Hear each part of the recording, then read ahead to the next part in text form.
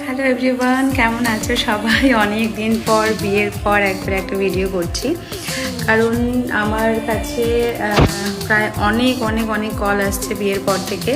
মানে এই দুদিনের মধ্যে যে দিদি তোমার তো বিয়ে হয়ে গেলো, যেটা আমার শ্বশুরবাড়ি অনেকটা দূরে, যারা যারা জানো তোমরা। তো বিয়ের বুকিংয়ের জন্য তুমি বুকিং নিবে কি না, এদিকে যেহেতু আমার লোকেশন কালিয়াগঞ্জ, রায়গঞ্জ, কুশমুনির দিকে। তো সবাইকে একটাই কথা বলতে চাই, আমার সব বুকিং নেওয়া হচ্ছে। শ্বশুরবাড়ি আমার যত দূরেই হোক না কেন, আমাকে আমার কাজের জায়গা তো আমি ছাড়তে পারবো না।